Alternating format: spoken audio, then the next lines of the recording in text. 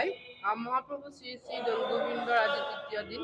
এই তৃতীয় দিনা ৰাতিপুৱা আমাৰ তেখেতক স্নান কৰা যি ধৰ্মীয় কাৰ্য আছে সেয়া কাৰ্য সম্পন্ন হৈ গ'ল।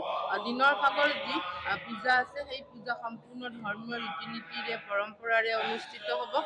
যি আবিৰৰ ৰং মহাপ্ৰভুই আবিৰ যোৱাকালি ল'লে, আজি আমাৰ ইয়াৰ ৰাইজে আবিৰ ল'ব। আমাৰ এটা পৰম্পৰা আছে, আমি যোনদিনা মহাপূজা হয় সেইদিনা আমি কোনোৱে ফাকু নলওঁ।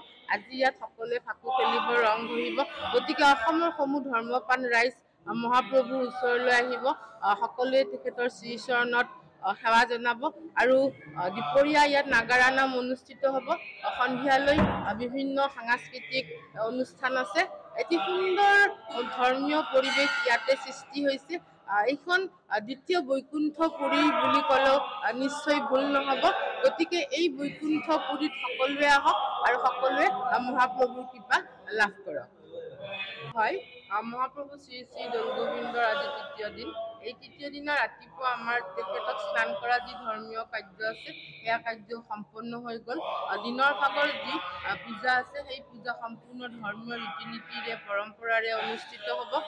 যি আবিৰৰ ৰং মহাপ্ৰভুই আবিৰ যোৱাকালি ল'লে, আজি আমাৰ ইয়াৰ ৰাইজে আবিৰ ল'ব। আমাৰ এটা পৰম্পৰা আছে, আমি যোনদিনা মহাপূজা হয় সেইদিনা আমি কোনোৱে ফাকু নলওঁ। আজি ইয়াত সকলোৱে ফাকু খেলিব, ৰং ঘূৰিব।